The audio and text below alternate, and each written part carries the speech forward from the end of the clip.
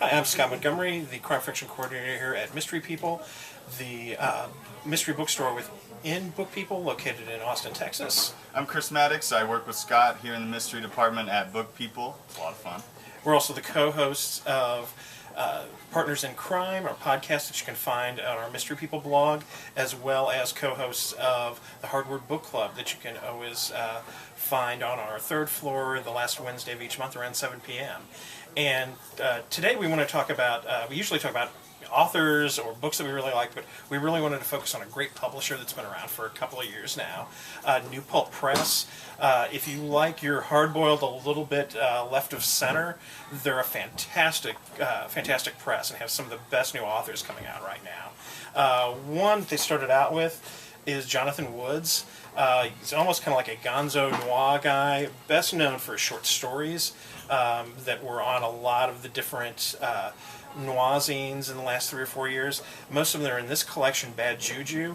It runs from everything from femme fatales to like a weird bug monster that crawls up a guy's nose that he has to get out, and then to a really great story of a woman trapped in Mexico trying to get her stolen money out. Really wonderful sense of place, and there's nothing too over the top when it comes to Jonathan's work. So if you really want, something that's really on the edge, Jonathan's really great. He also wrote a fantastic debut novel this year, or last year I should say, called Death in Mexico.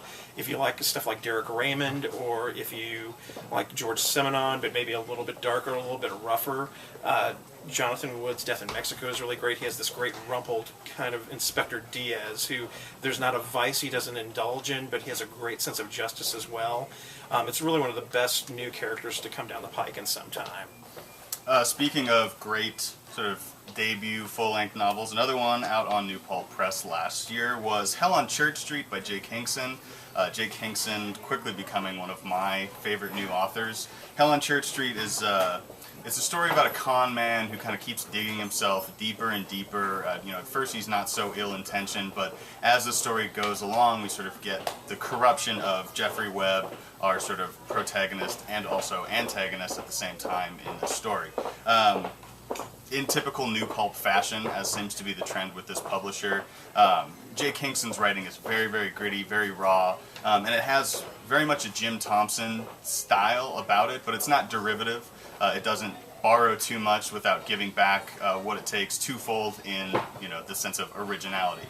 Hell on Church Street was definitely in my top 3 books of last year, alongside some other great ones, and I cannot wait until we get another full length from Jake Hinkson. He's got a short story, a novella that just came out called The Posthumous Man, and hopefully we'll be getting that in the store soon. In fact, it's kind of one of those books that you realize that when you read it, you're like, why didn't Jim Thompson write that book? With what its subject matter, it's really well done. Exactly. My next two are another collection of great short story fiction, Crime Factory. It's some of the best from one of the great crime zines that are online.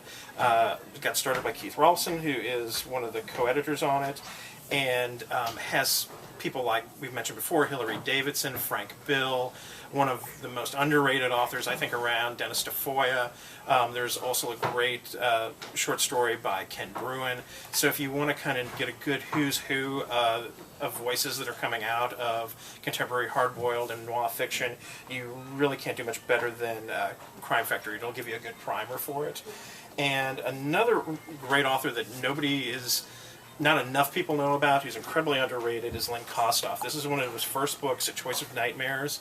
Lynn is one of those guys who has kind of a foot in, for lack of a better term, literary fiction as well as genre fiction. He did a really great book called Hard Rain, and then he also did this one, Choice of Nightmares. He's really great about using setting and character and people that are trying to get their lives together but doing it in the wrong way. A really wonderful author, Lynn Kostoff. And we're going to end on a book that both Scott and I can agree is one of the best things that came out last year. In fact, January is pretty much just Frank Sinatra and a Blender month. It is Matthew McBride month here at BookPeople in the mystery section. Frank Sinatra and a Blender tells the tale of, sort of an oddball private investigator, ex-cop who, he's given up coffee and cigarettes, but he still loves Oxycontin and booze.